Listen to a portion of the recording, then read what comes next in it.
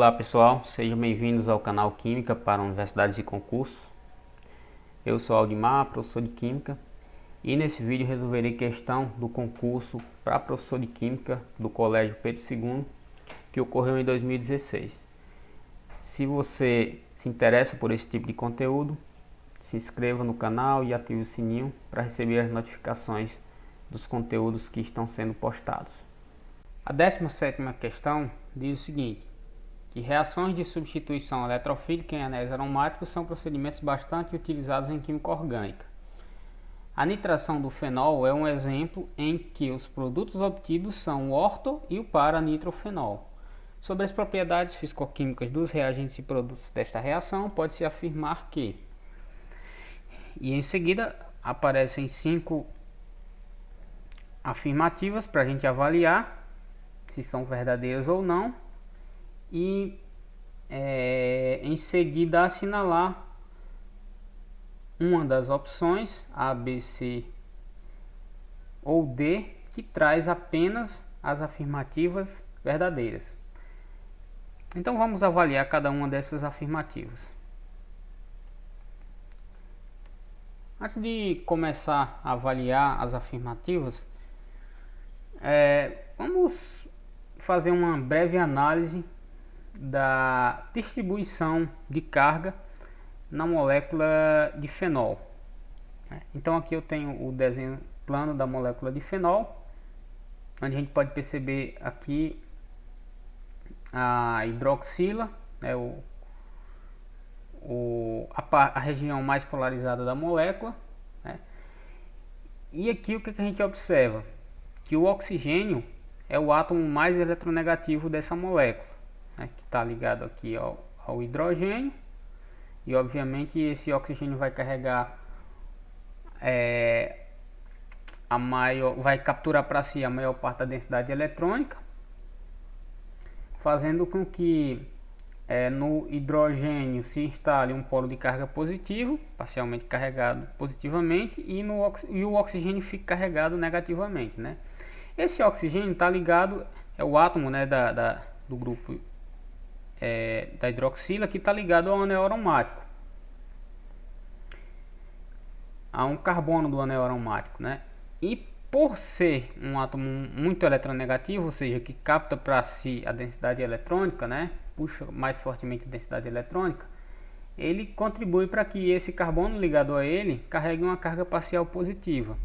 E isso induz um efeito alternado de polarização nos átomos de carbono do anel aromático, fazendo com que os átomos que estão ligados, os átomos de carbono que estão ligados a esse carbono da hidroxila, que são os carbonos 2 e 6, adquiram carga parcial negativa, enquanto que os segundos vizinhos, digamos assim, os carbonos do carbono da hidroxila, que são os carbonos 3 e 5, adquiram carga parcial positiva, e o carbono 4, o carbono oposto ao da hidroxila, apresenta carga parcial negativa. Reações de substituição eletrofílica são favoráveis em carbonos negativamente carregados, ou seja, em carbonos em que se tem carga parcial negativa. E nesse caso os carbonos são o 2 e o 6 e o carbono 4. Essas posições no anel aromático, elas são classificadas da seguinte forma: o carbono que mais próximo está, o carbono que diretamente está ligado ao carbono do grupo substituinte no anel aromático, que nesse caso é a hidroxila, é considerado a posição orto. Então a gente tem 2 carbonos aqui na posição orto, que é o 2 e o 6.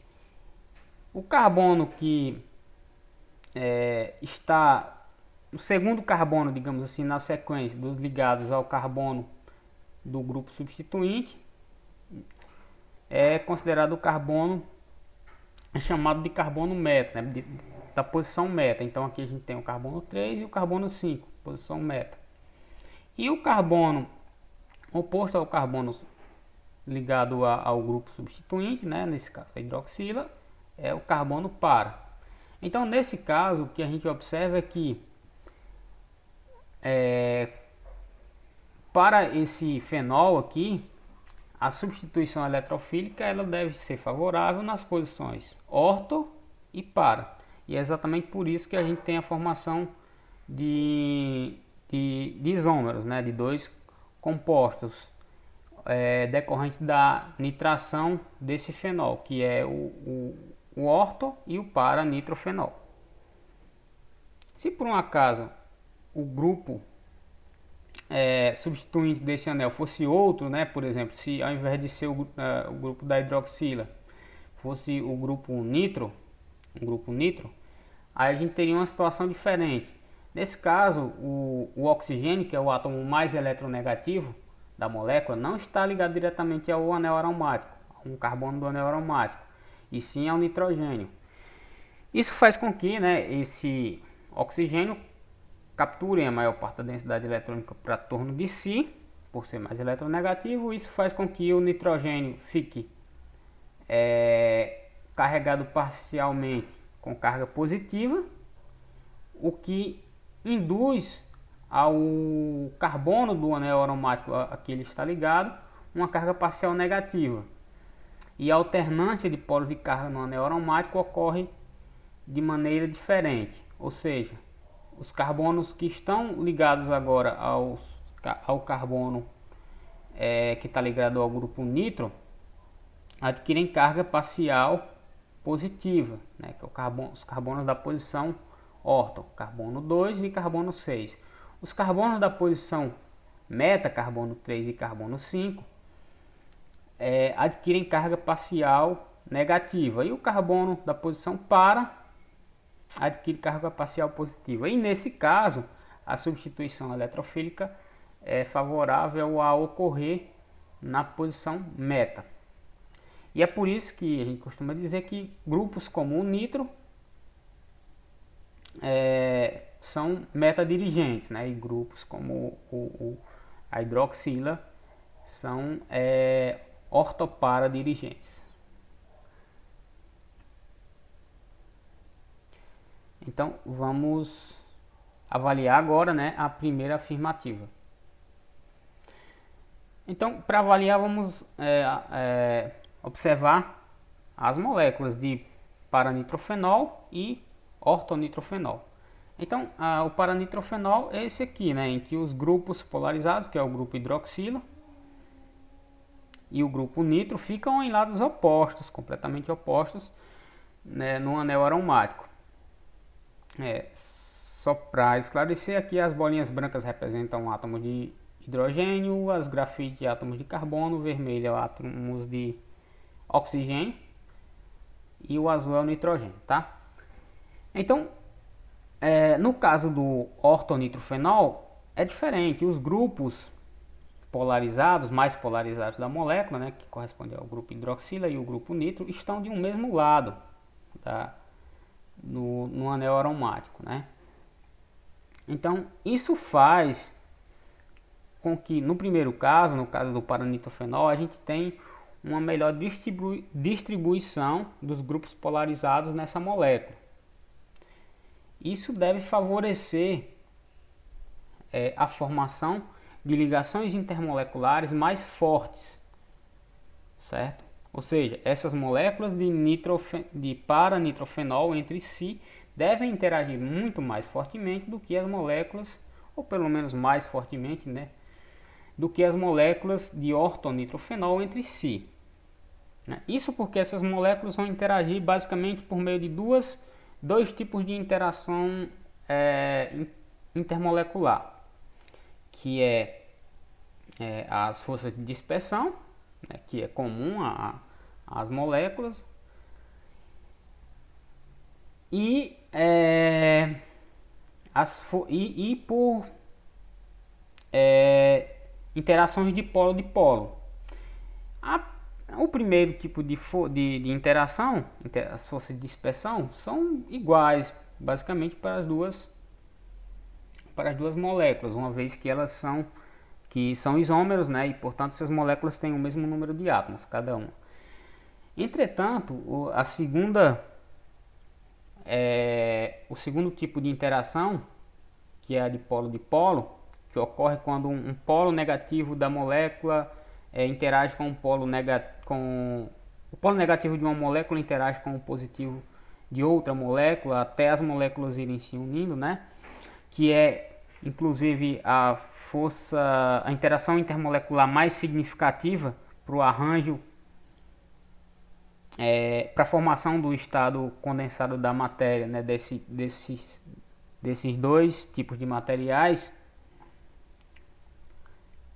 Ela deve ser mais forte no paranitrofenol, porque os polos de carga, que é exatamente os que vão contribuir para essas interações entre as moléculas, estão melhor distribuídos nela, né? Então essas forças de interação de polo serão mais fortes na molécula de paranitrofenol. E com isso é esperado que com essas interações mais fortes, as moléculas de paranitrofenol estejam ligadas mais fortemente entre si, consequentemente precisam de mais energia para separá-las, e isso faz com que elas tenham por exemplo, né, um ponto de fusão maior. Mas não é isso que diz a primeira afirmativa, né? A primeira afirmativa diz, eu acho que eu já fui aqui bem eu fui para a terceira. Na primeira afirmativa diz que a solubilidade em água do paranitrofenol é maior que a do ortonitrofenol. E sim, o raciocínio basicamente é o mesmo. Como os grupos polares estão melhor distribuídos no paranitrofenol, então você tem aqui as regiões que vão interagir com a água, que são as regiões polarizadas, estão distribuídas melhor no paranitrofenol. Então, no paranitrofenol as moléculas de água vão interagir tanto aqui desse lado quanto no lado oposto, né, com os polos de carga. Já no ortonitrofenol é esperado que as moléculas de água interajam melhor apenas de um lado. Logo, a solubilidade do primeiro deve ser maior. Então a primeira afirmativa é verdadeira. A segunda diz que o grupo nitro impede a ionização do grupo hidroxila. Será que isso é verdade? Olha, o grupo nitro é um grupo eletroreceptor ou um capturador de elétrons. Ou seja, esse grupo nitro ele vai funcionar como um ladrãozinho de elétrons dessa molécula, vai capturar, né, mais fortemente a densidade eletrônica da molécula, né, puxar mais fortemente. E esse tipo de propriedade não faz com que a ionização do grupo hidroxila seja diminuída, digamos assim. Muito pelo contrário, faz aumentar. Quando essa densidade eletrônica é puxada, digamos assim, capturada por esse grupo receptor de elétrons, que é o grupo nitro, o núcleo de hidrogênio, né, o prótonzinho que está ligado ao oxigênio, fica ainda mais exposto e menos fortemente ligado ao oxigênio, e portanto essa ionização, ao invés de ser dificultada, na verdade ela é aumentada, né? Então essa afirmativa 2 está errada.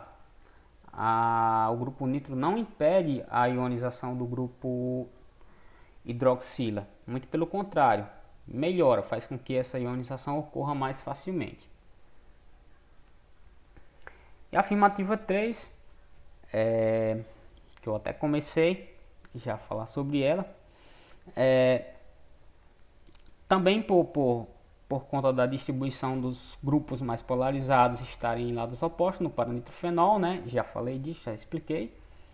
Enquanto que no ortonitrofenol estão do mesmo lado, é esperado que as interações intermoleculares das moléculas de paranitrofenol entre si sejam mais fortes e, consequentemente, precisa de mais energia para separá-las. Isso faz com que o paranitrofenol deva ter um ponto de fusão maior do que o ortonitrofenol. Então, ela é verdade, tá? É verdadeira. E a quarta afirmativa diz que o grupo nitro intensifica a acidez do anel fenólico. Será que isso é verdade? Olha só, eu falei que o grupo nitro é um grupo eletroreceptor, né? É um grupo, um ladrãozinho de elétrons desse sistema aqui, dessa molécula.